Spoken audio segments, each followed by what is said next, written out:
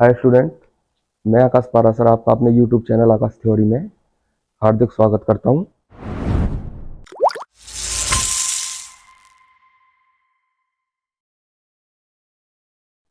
देखिए स्टूडेंट, ये जो यूट्यूब चैनल है हमने उन सभी स्टूडेंट्स के लिए बनाया है जो या तो कॉम्पिटिटिव एग्जाम की तैयारी कर रहे हैं या फिर करना चाहते हैं।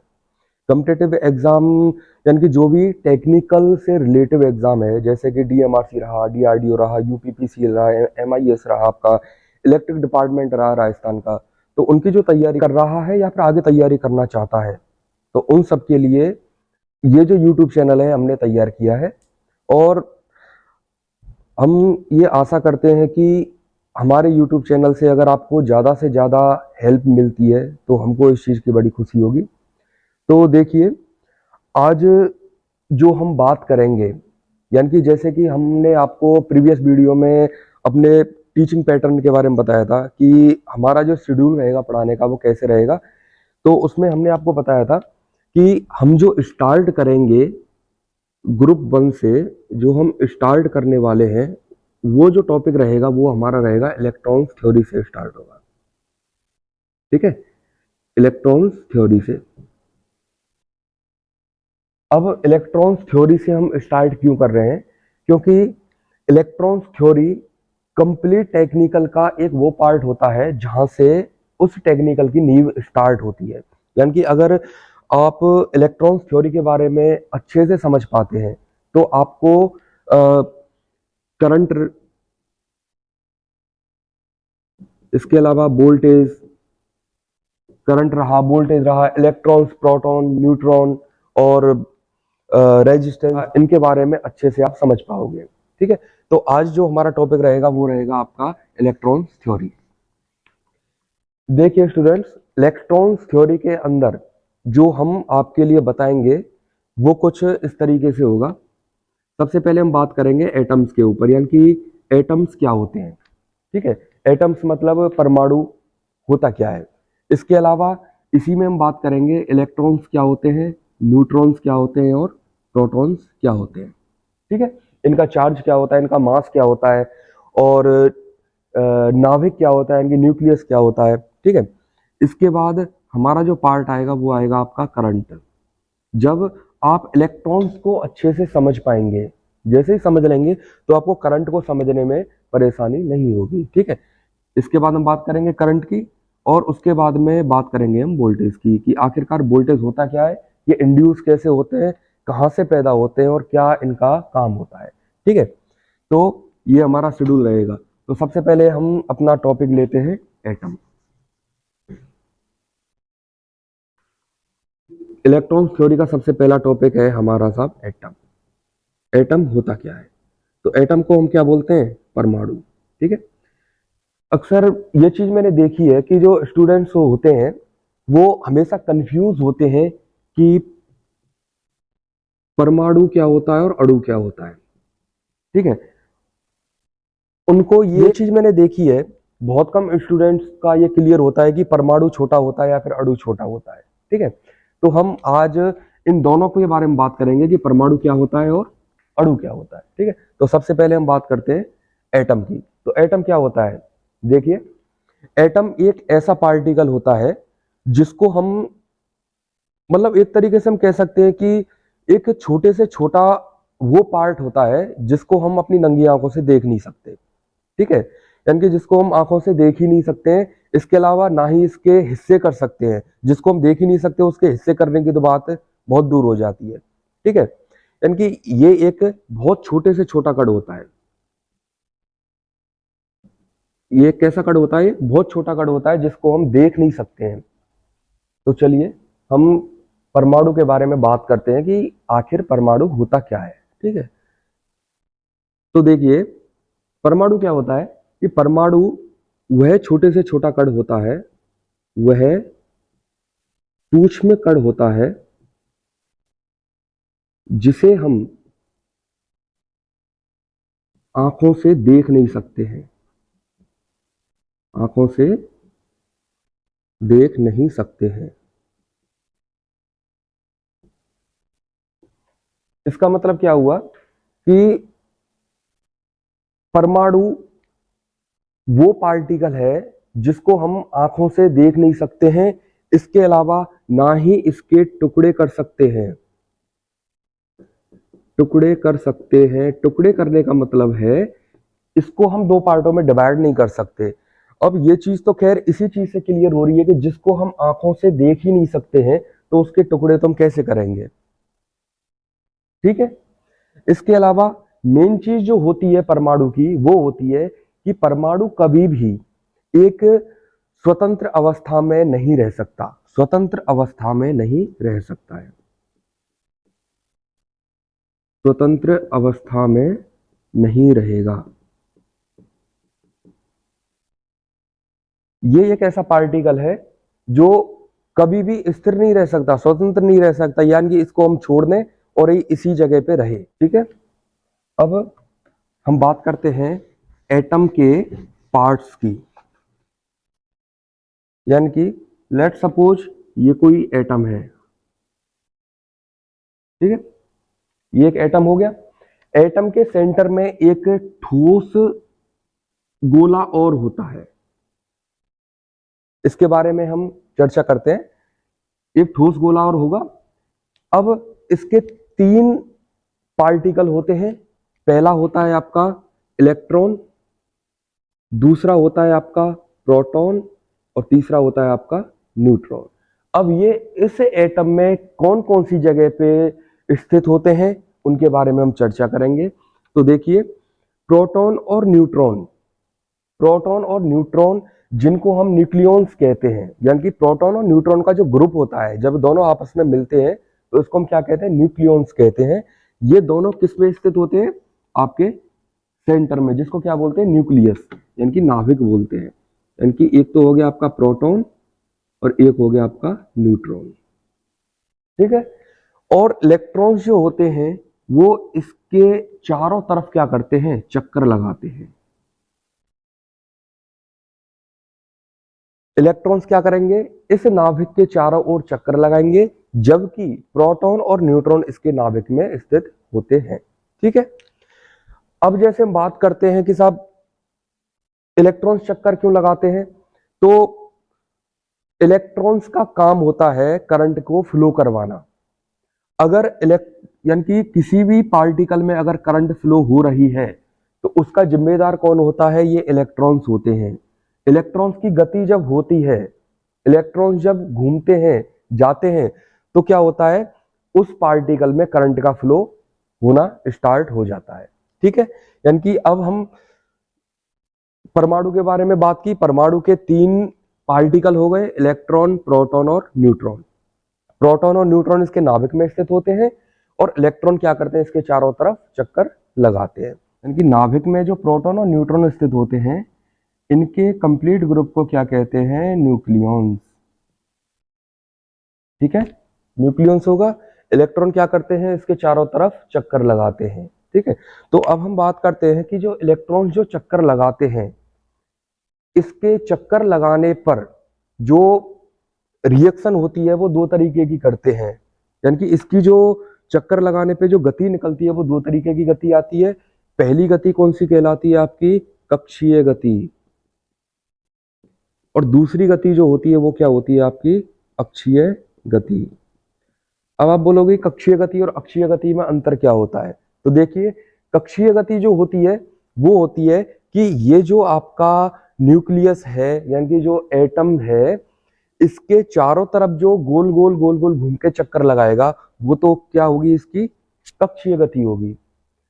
इसके साथ में अगर ये इलेक्ट्रॉन अपने खुद के अक्ष पे जो राउंड करेगा वो कौन सी गति होगी, इसकी अक्षीय गति होगी। लेट सपोज ये एक इलेक्ट्रॉन है, ठीक है, ये इलेक्ट्रॉन इस नाभिक के चारों ओर चक्कर लगा रहा है, ठीक है। यानी कि ये ऐसे ऐसे ऐसे ऐसे जो चक्कर लगाएगा ये तो कौन सी गति होगी, आपकी कक्षीय गति होगी। यानी कि इसकी कक्षाओं में जो घूमेगा वो तो कक्षीय गति हो गई।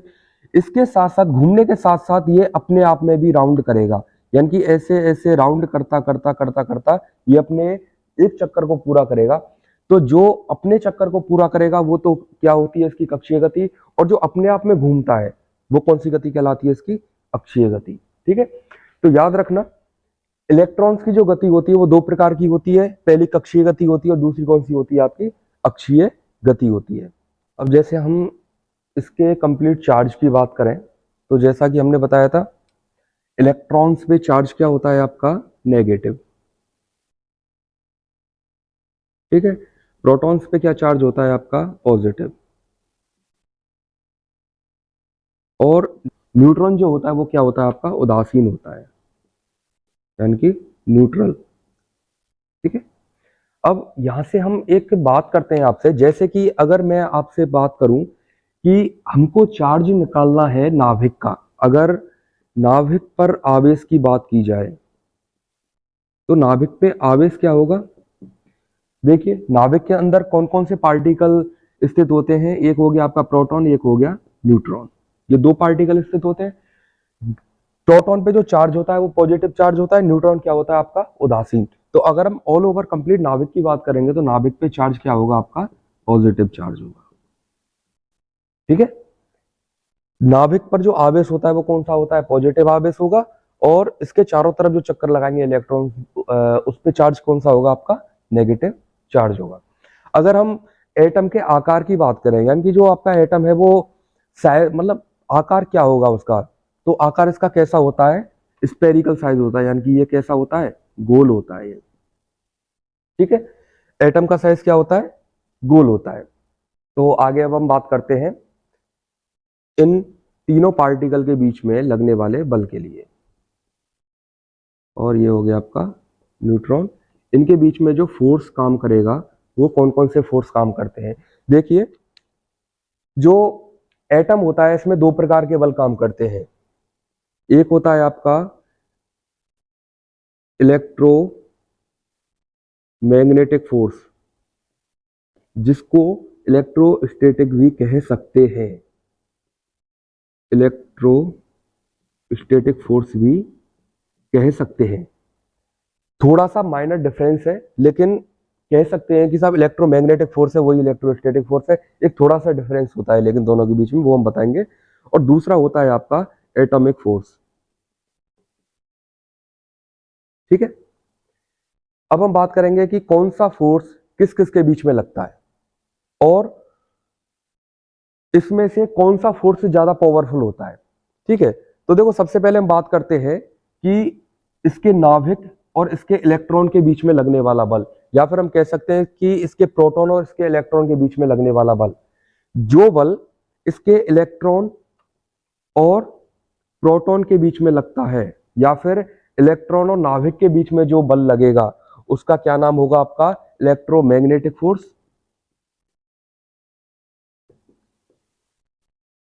इलेक्ट्रोमैग्नेटिक फोर्स या फिर electrostatic force.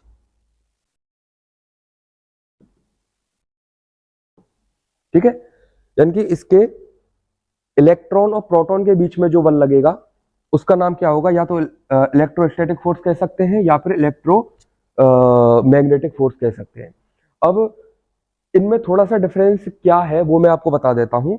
Electromagnetic force actuality में वो फोर्स होता है जहां पे थोड़ी सी गति होती है। थोड़ी सी गति का मतलब है जैसे इलेक्ट्रॉन आपका मूव कर रहा है और प्रोटॉन आपका स्थिर है, तो जब ये मूव की कंडीशन आएगी तो इसके बीच में जो बल लगेगा वो कौन सा होगा आपका इलेक्ट्रोमैग्नेटिक फोर्स होगा। ठीक है, और इलेक्ट्रोस्टैटिक फोर्स कौन सा होता है, वह बल जो स्थिर पार्टिकल के बीच में लगता है। स्थिर पार्टिकल मतलब कि इलेक्ट्रॉन भी मूव नहीं कर रहा, प्रोटॉन भी मूव नहीं कर रहा है, तो उस सिचुएशन में इस बल को हम क्या कह सकते हैं इलेक्ट्रोस्टैटिक फोर्स। बाकी की जो उनकी प्रॉपर्टीज होती है वो क्या होती है, दोनों की सेम होती है। ठीक है, अगला हो गया आपका एटॉमिक फोर्स कौन सा होता है, यानी कि वह फोर्स जो प्रोटॉन और न्यूट्रॉन के बीच में वर्क करता है। प्रोटॉन और न्यूट्रॉन के बीच का जो बल होगा वो कौन सा होगा आपका एटॉमिक फोर्स होगा। प्रोटॉन और न्यूट्रॉन के बीच के बल को क्या क्या बोलेंगे एटॉमिक फोर्स, और इलेक्ट्रॉन और प्रोटॉन के बीच का जो बल होगा वो कौन सा होगा इलेक्ट्रोमैग्नेटिक फोर्स या फिर इलेक्ट्रोस्टैटिक फोर्स। ठीक है, अब जैसे हम बात करें कि ये जो बल होंगे इनमें से सबसे पावरफुल फोर्स कौन सा होता है, तो ध्यान से देखिएगा, बल जो होता है वो हमेशा डिस्टेंस पे डिपेंड करता है, यानी कि जो मेरे से दूरी होगी, यानी कि ये बोर्ड है, एक तो मैं इसको यहां से धक्का मारूंगा और एक मैं यहां से ऐसे ही करूंगा, तो फोर्स किस सिचुएशन में ज्यादा लगेगा, जब मैं इसको टच करके चलूंगा। तो देखिए, हमको यहां से क्लियरली पता है कि इलेक्ट्रॉन और प्रोटॉन, ये जो दोनों पार्टिकल हैं, इनके बीच का डिस्टेंस प्रोटॉन और न्यूट्रॉन की बजाय क्या है, ज्यादा है। मतलब इनके बीच का जो डिस्टेंस होगा और इनके बीच का जो डिस्टेंस होगा, इसमें ये वाला डिस्टेंस ज्यादा होगा, जबकि ये वाला डिस्टेंस कैसा होगा, कम होगा। और जिसका डिस्टेंस कम होगा वहां पे जो फोर्स होगा वो क्या होगा, ज्यादा होगा। मतलब प्रोटॉन और न्यूट्रॉन के बीच में जो बल लग रहा है वो लग रहा है आपका एटॉमिक फोर्स, और इलेक्ट्रॉन और प्रोटॉन के बीच का जो बल लग रहा है आपका, वो है आपका इलेक्ट्रोमैग्नेटिक फोर्स। अब इन दोनों में से अगर हम बात करेंगे तो बड़ा कौन सा होगा, इलेक्ट्रोमैग्नेटिक फोर्स, और एक हो गया आपका एटॉमिक फोर्स। ठीक, ये दोनों फोर्स हो गए। ये वाला जो फोर्स है इलेक्ट्रॉन और प्रोटॉन के बीच में लग रहा है, मतलब इनके बीच का जो डिस्टेंस होगा वो क्या होगा, ज्यादा होगा। ये वाला जो बल होगा ये कौन सा होगा आपका, इलेक्ट्रोमैग्नेटिक फोर्स, जिसको क्या बोलते हैं हम, ईएमएफ। ठीक है, और इसके बीच में जो बल लगेगा वो कौन सा होगा आपका, एटॉमिक फोर्स।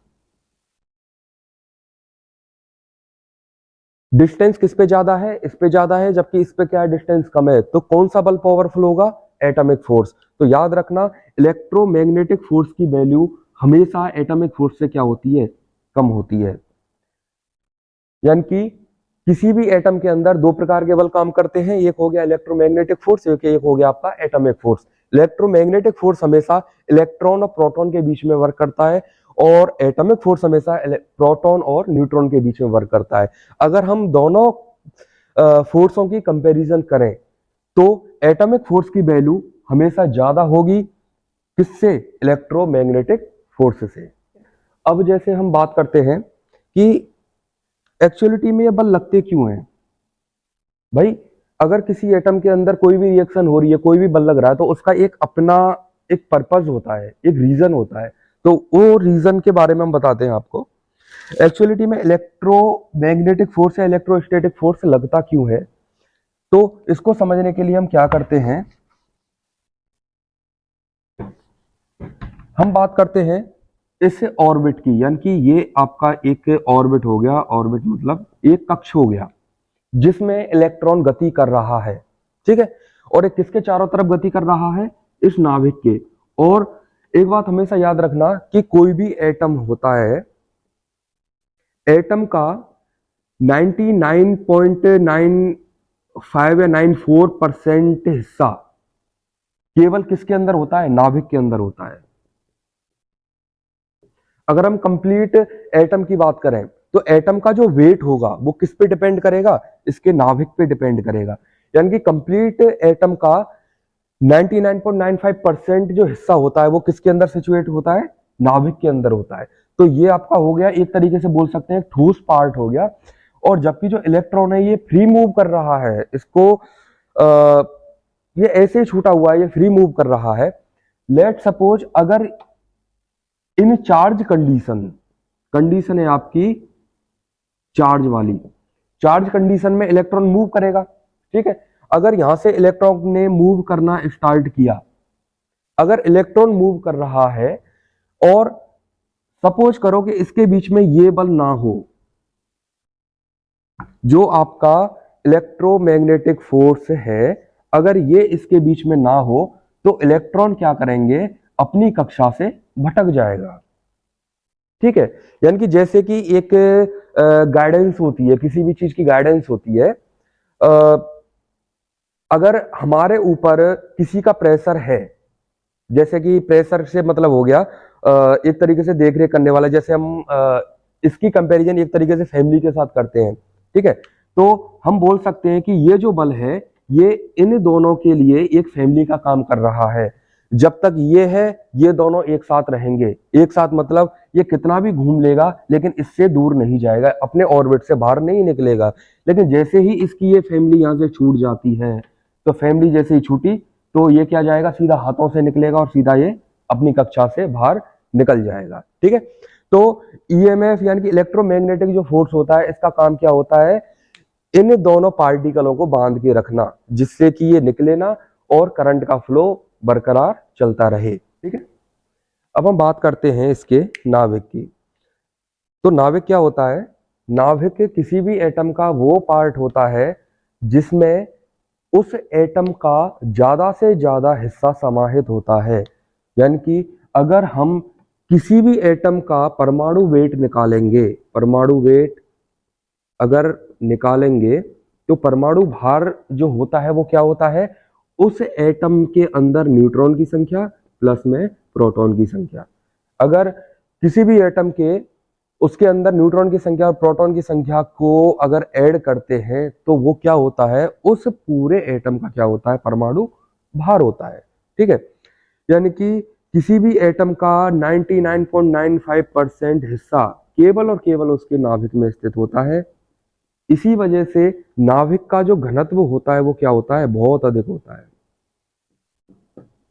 नाभिक का घनत्व क्या होता है, बहुत ज्यादा होता है। ठीक, नाभिक की त्रिज्या की जैसे अगर हम बात करें वो होती है 1.07 की पावर क्यूब अपॉन वो रूट में ए, जहां पे ए क्या होता है, इनके न्यूक्लियॉन्स की संख्या। न्यूक्लियॉन्स का मतलब हो गया उसके अंदर स्थित न्यूट्रॉन की संख्या और प्रोटॉन की संख्या, यानी कि उसका परमाणु भार। परमाणु भार हो गया आपका ए, और ये हो गया आपका नाभिक की त्रिज्या निकालने का फॉर्मूला। और इसका जो मात्रक होता है वो लिया जाता है अब हमने फर्मी में। याद रखना, नाभिक का व्यास हुआ या नाभिक की त्रिज्या हुई, उसका मात्रक क्या होगा, फर्मी। फर्मी होता क्या है, फर्मी होगा आपका 10⁻⁻15 लीटर में। चलिए अब हम बात करते हैं इलेक्ट्रॉन घन क्या होता है। ठीक है, लेट सपोज ये कोई एटम है, ये हो गया इसका न्यूक्लियर, ये न्यूट्रॉन, ये प्रोटॉन और ये इलेक्ट्रॉन इसकी बाहरी कक्षक में चक्कर लगा रहे हैं। ठीक है, तो इलेक्ट्रॉन घन क्या होता है, इलेक्ट्रॉन घन, इलेक्ट्रॉन घन इलेक्ट्रॉन्स की वो संख्या होती है जो नाभिक के चारों ओर चक्कर लगाते हैं, चारों ओर चक्कर लगाते हैं। यानी कि ये आपका नाभिक है, इसके चारों ओर कितने इलेक्ट्रॉन्स चक्कर लगा रहे हैं उनकी संख्या क्या कहलाती है, आपका इलेक्ट्रॉन घन कहलाती है। ठीक है, अब हम बात करते हैं इलेक्ट्रॉन, प्रोटॉन और न्यूट्रॉन के चार्ज, उनके वेट और उन तीनों की आपस में कंपैरिजन के बारे में। चलिए सबसे पहले हम बात करते हैं इलेक्ट्रॉन्स की।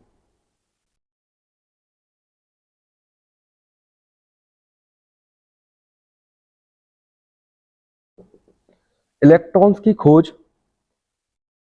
जो हुई थी वो हुई थी आपकी 19वीं शताब्दी में। कब हुई थी, 19वीं शताब्दी में हुई थी। और इसकी जो खोज की थी वो किसने की थी, जे थॉमसन।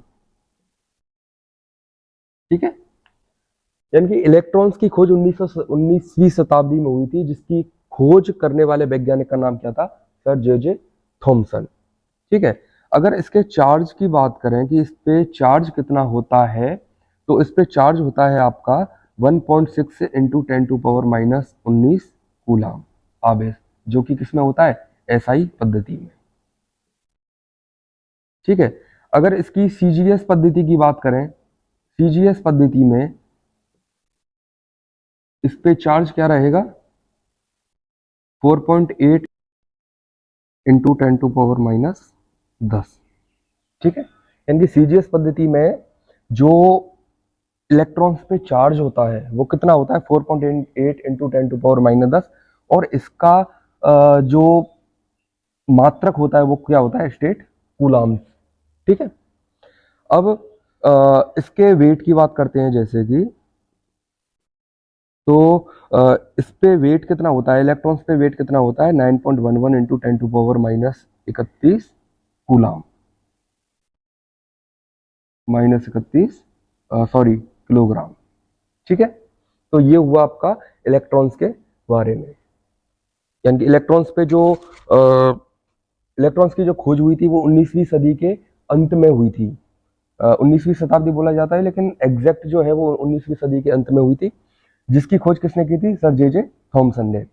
इस पे जो चार्ज होता है इन एसआई पद्धति क्या होता है -1.6 इंटू 10⁻⁻19 कूलम। और इन सीजीएस पद्धति, सीजीएस सिस्टम में क्या होता है 4.8 इंटू 10⁻10। और इसका मात्रक क्या होता है सीजीएस पद्धति में स्टेट कूलम। और इसका वेट जो होता है वो कितना होता है 9.11 इंटू 10⁻31 किलोग्राम। ठीक है। अब इसके अगला है, उसकी हम बात करते हैं प्रोटॉन्स की।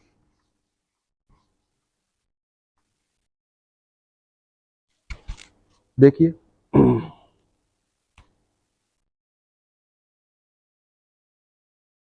अब प्रोटॉन्स की हम बात करते हैं। तो सबसे पहले प्रोटॉन्स पे जो चार्ज की अगर बात करेंगे तो प्रोटॉन का चार्ज सेम वही होता है जो इलेक्ट्रॉन्स का चार्ज होता है, लेकिन अंतर क्या होता है, क्योंकि प्रोटॉन पॉजिटिव,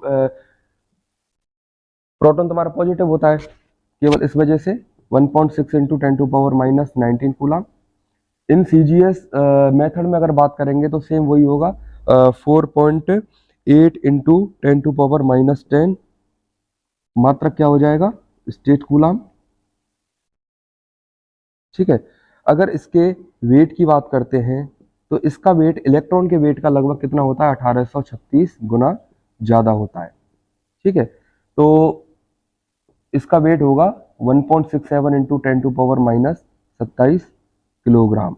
अगर इसकी खोज की बात करते हैं यानी कि इसकी डिस्कवर किसने की थी, तो इसकी डिस्कवरी हुई थी 1999 में। और ये किसने की थी, अर्नेस्ट रदरफोर्ड। अर्नेस्ट रदरफोर्ड ने की थी। ठीक है। यानी कि प्रोटॉन्स पे charge 1.6 into 10⁻⁻ coulomb -19 coulomb. CGS method में अगर बात करेंगे तो सीजीएस मेथड में होगा आपका 4.8 इंटू 10⁻10 स्टेट कूलम। वेट की अगर बात करेंगे तो 1.67 इंटू 10⁻27 किलोग्राम, जो कि इलेक्ट्रॉन्स के वेट का कितना है 1836 गुना हायर है। और इसकी खोज 1999 में किसने की थी, अर्नेस्ट रदरफोर्ड ने। ठीक है। अब लास्ट आता है हमारा न्यूट्रॉन।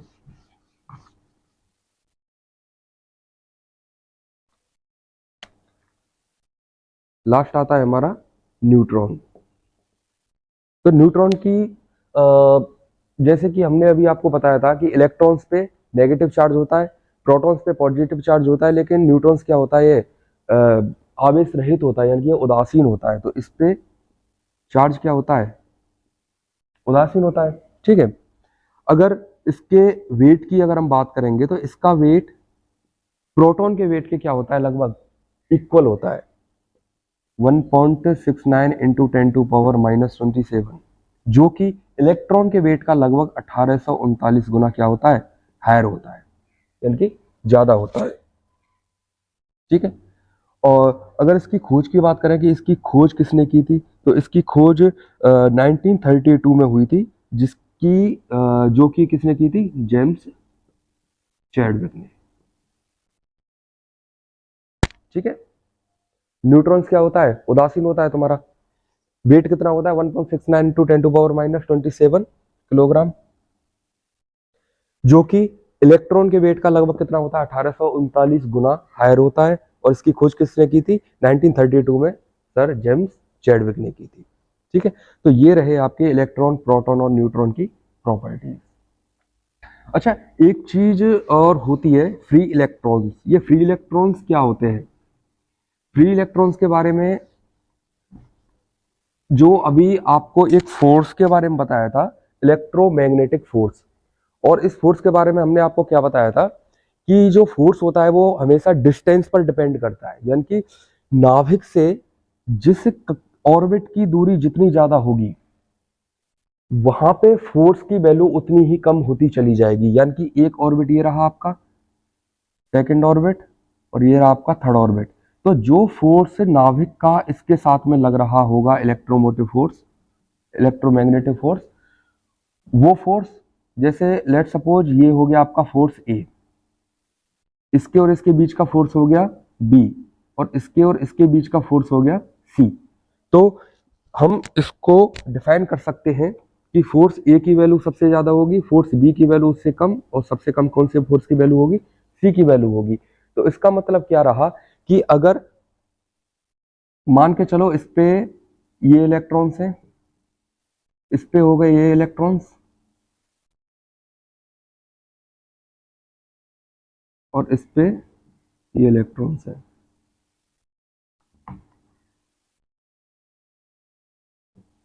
ठीक है। तो इसमें फ्री इलेक्ट्रॉन्स का क्या मतलब होता है?